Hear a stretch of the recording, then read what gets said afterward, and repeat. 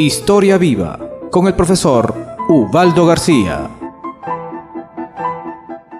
Existe una tendencia en las regiones de Trujillo a conversar y hablar sobre historia, sobre nuestra caudalosa historia de independencia, y siempre pues centralizada en la región de la capital trujillana, porque bueno, no hay que negarlo, por supuesto que bajo estos cielos ocurrieron muchos acontecimientos interesantes, principalmente en Trujillo, capital.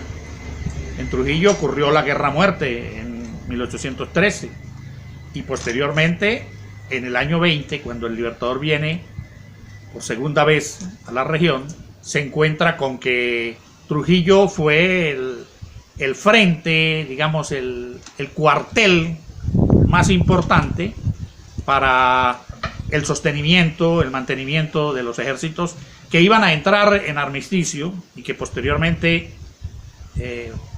fueron a Carabobo.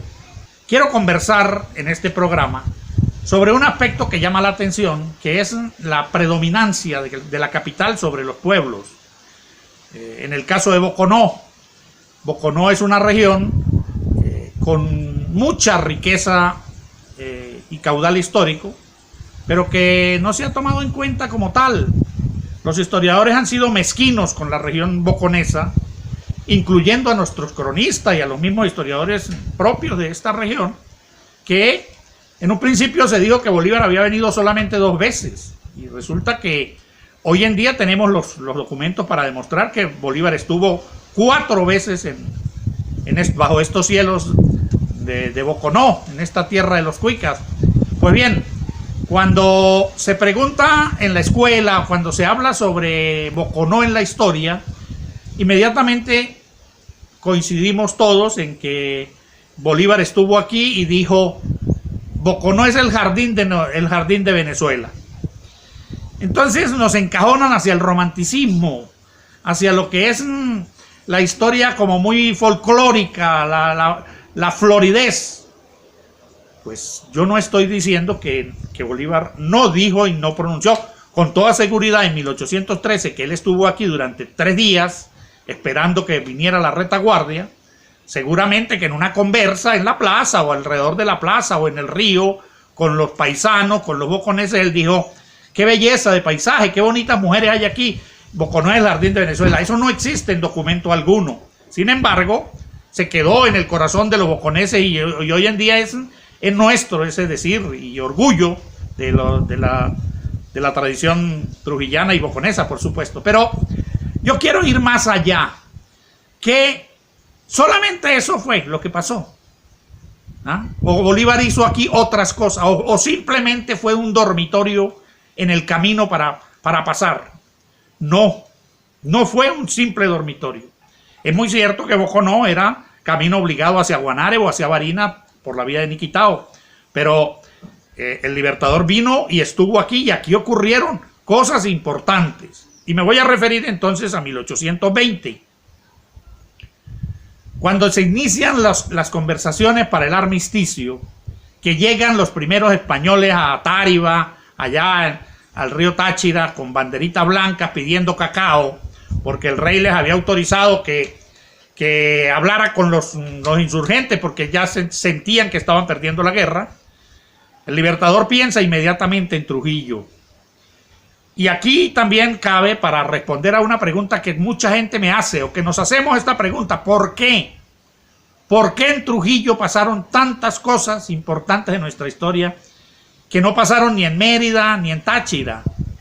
¿Por qué Trujillo? Pues bien, eso tiene que ver con la ubicación geográfica, geopolítica de la provincia trujillana.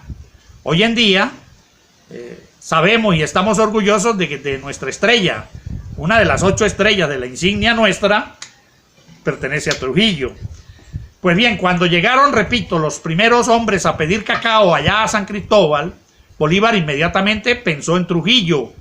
Debo de avanzar sobre Trujillo porque él ya la conocía, había estado aquí en el año 13 y conocía la ubicación de los pueblos, el final de la cordillera, los balcones especiales para resistir o para atacar si es que seguía la guerra, y principalmente para vigilar al enemigo.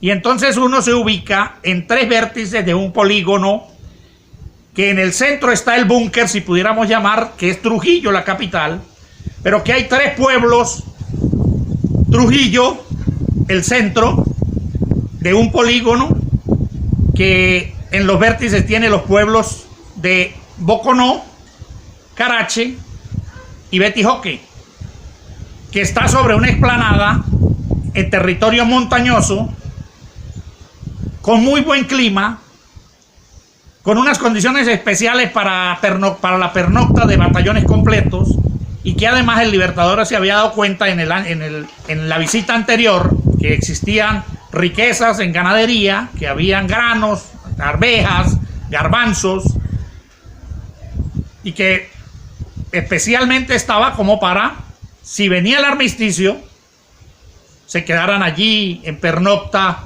las guarniciones establecidas a muy buen clima, porque en Venezuela, Barinas o la región de los Llanos eran regiones inhóspitas por la fiebre, el paludismo que mataba a la gente y todo esto lo demás. Bueno, ese es el plan. Entonces vamos a desarrollar en los próximos capítulos de este programa algunas cosas interesantes de las que ocurrieron. Es decir, ocurrió más que un aspecto romántico. Bolívar vino y le pareció muy bonito y ya. Y eso fue lo que nos enseñaron en la escuela. Creo que es necesario que la historia se estudie desde el punto de vista del análisis, de las causas, porque la historia no puede ser casual, jamás ni nunca. La historia es causal. Las cosas que ocurren bajo estos cielos y que han ocurrido tienen un origen, una causa y una consecuencia. Cuando vemos y estudiamos la historia desde el punto de vista de lo casual, entonces estamos falseando y estamos entrando en un campo del azar que no nos lleva a ningún lado.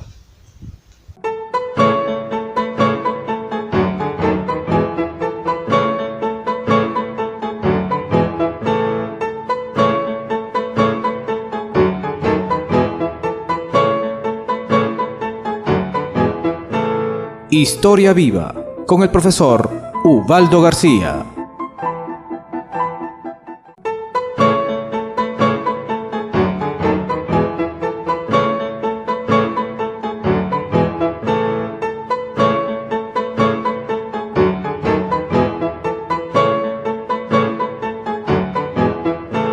Historia Viva, con el profesor Ubaldo García.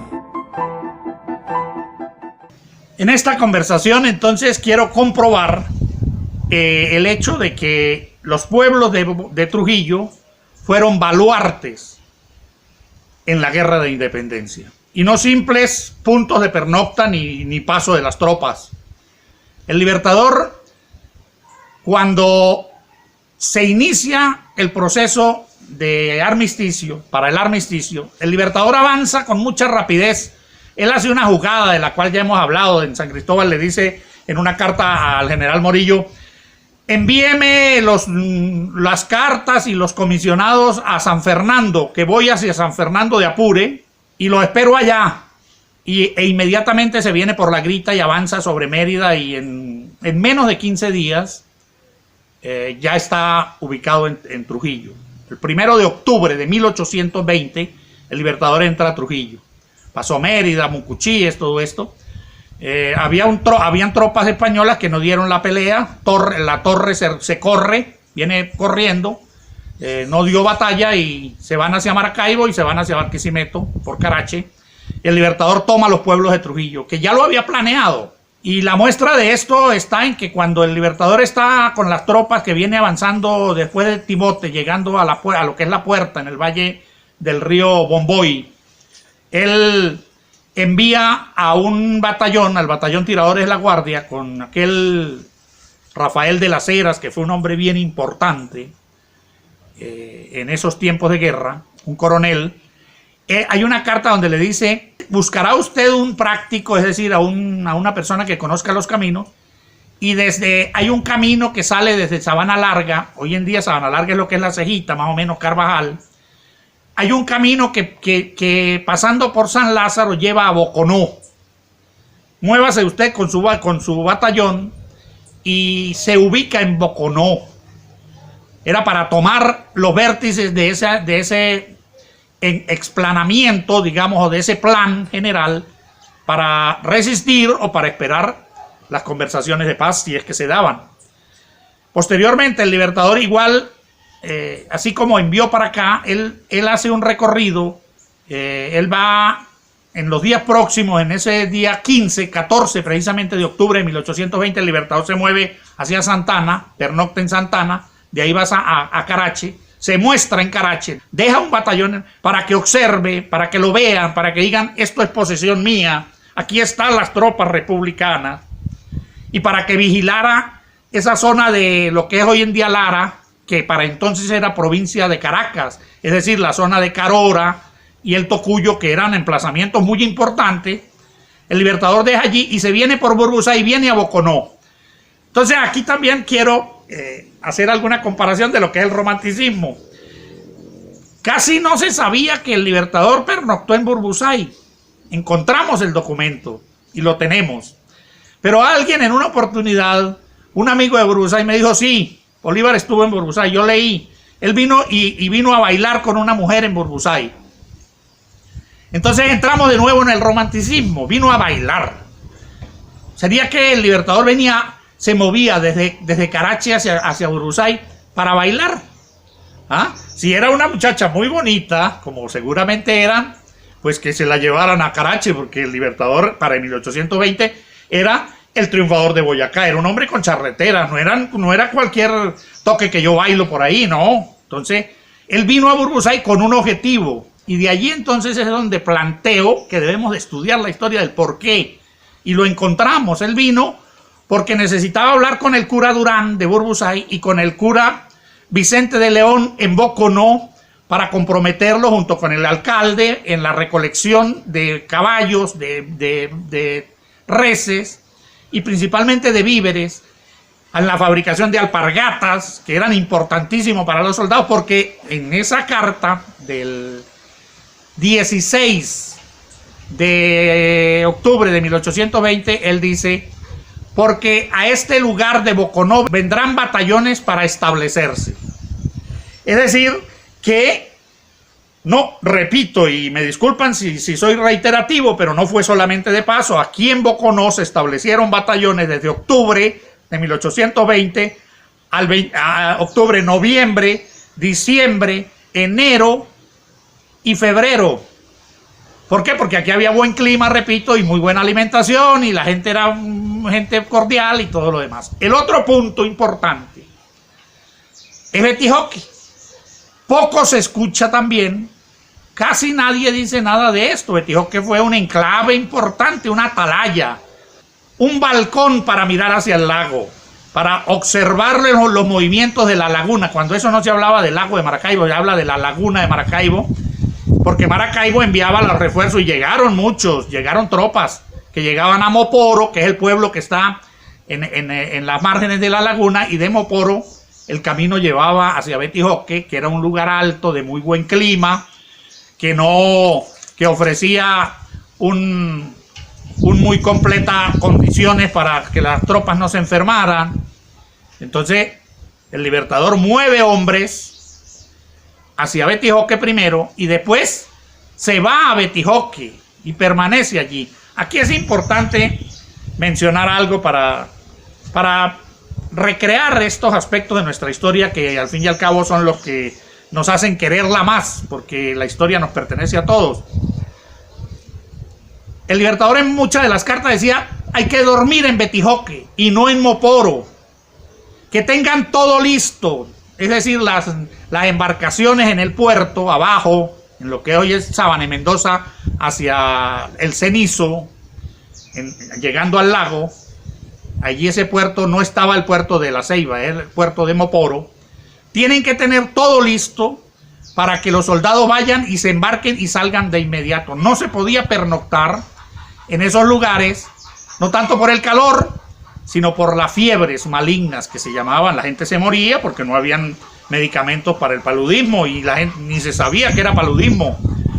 Se usaba aguardiente quinado para el tratamiento de las fiebres, y con eso era que se mejoraba. Morían muchos, por supuesto, pero Betihocke representaba en esa terraza un muy buen clima, y por eso fue tomado entonces por las tropas, igual que Carache, igual que Boconó.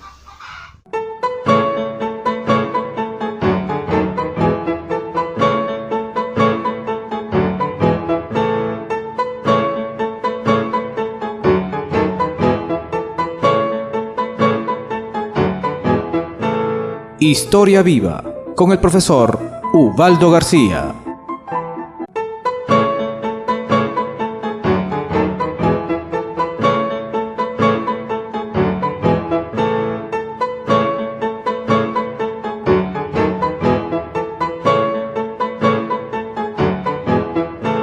Historia Viva con el profesor Ubaldo García.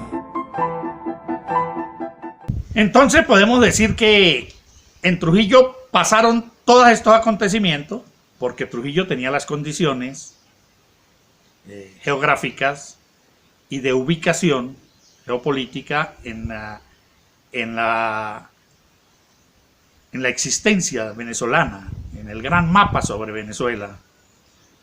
Así, por Boconó y Niquitao, la riqueza de los llanos de Barinas y Guanare. Barinas era una ciudad de las más importantes entonces, la segunda o la tercera. Maracaibo, Caracas y Barinas eran las ciudades más importantes.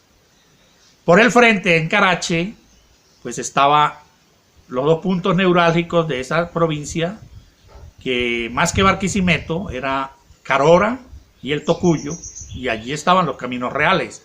Ese era el camino real por donde pasaba todo el que se movía desde Caracas a Cúcuta, pasaba por Santa Ana y Carache y pasaba por Humocaro hacia... Era un punto de vigilancia importante. Y Betihocke, que era la explanada para mirar a la ciudad de Maracaibo, que era la perla que tanto quiso el Libertador. Incluso se menciona que tal vez pudo haber sido la capital de Colombia, la grande. Lo que pasa es que Maracaibo siempre fue adicta a España, y el paso hacia los patriotas fue a última hora. Hay algo que no se menciona tampoco en la historia, que los escritores trujillanos han evadido o han olvidado.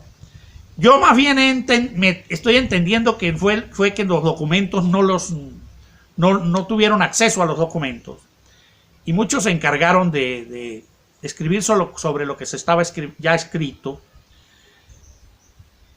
En la zona baja de Betihocke existió una gran hacienda que se llamó La Ceiba Grande.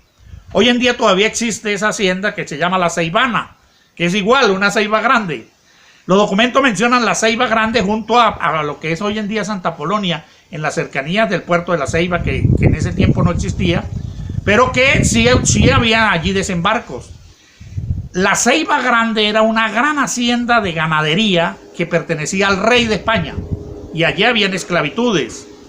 El Libertador se entera y envía primero unos emisarios y después va personalmente, así como vino para Boconó, no precisamente a pasear.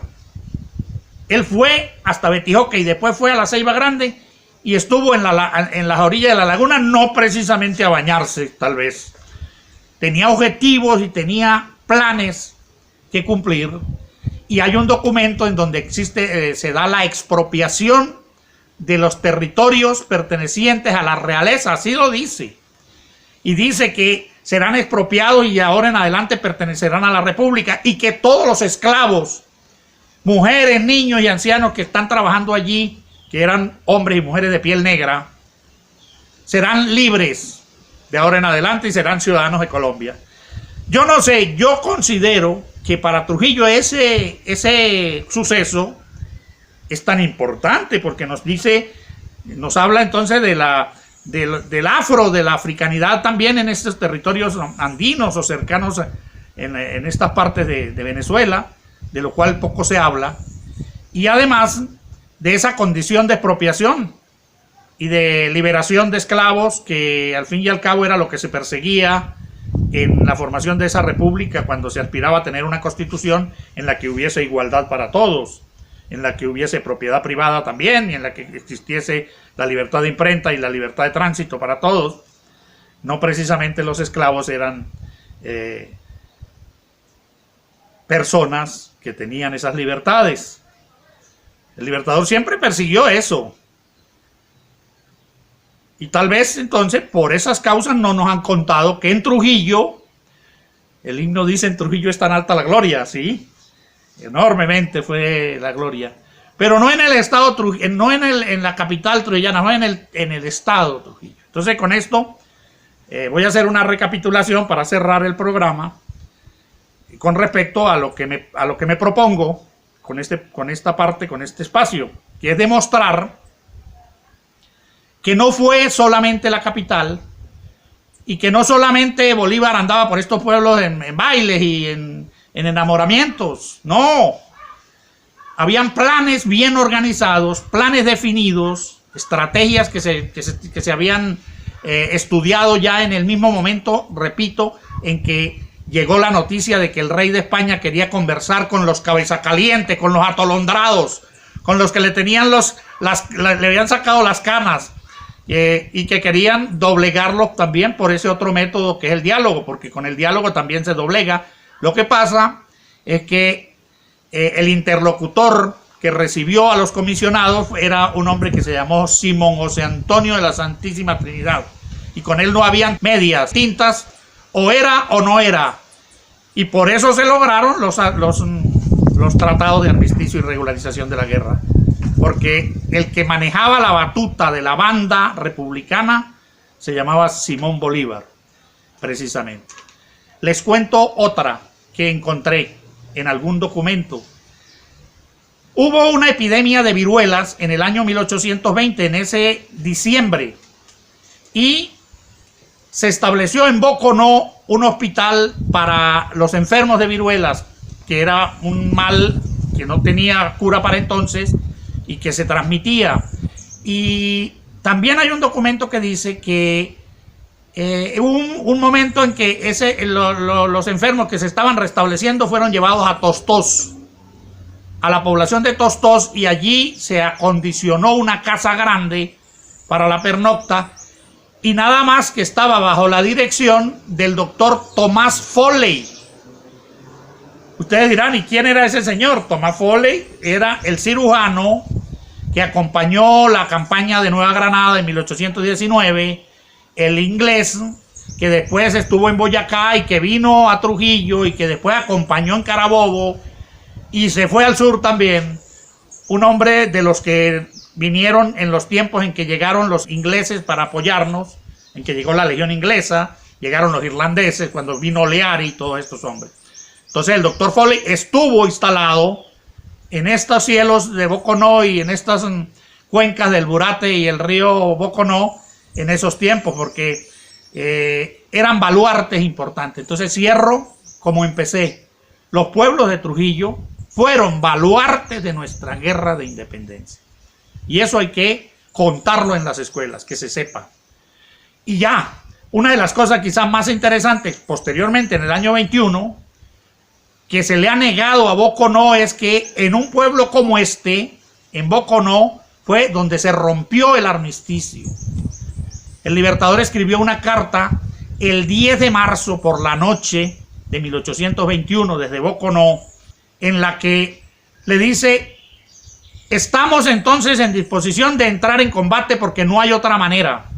Y además se contará el artículo 12 del armisticio, que decía que había que contar 40 días desde el momento en que se firmara el rompimiento para que se iniciara la guerra.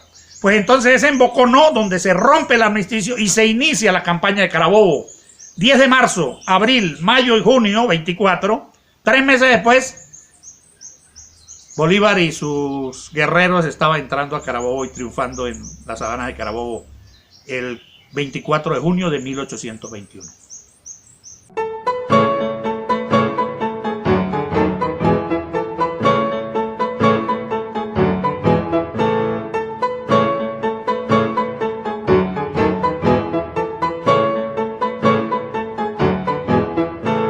Historia Viva con el profesor Ubaldo García.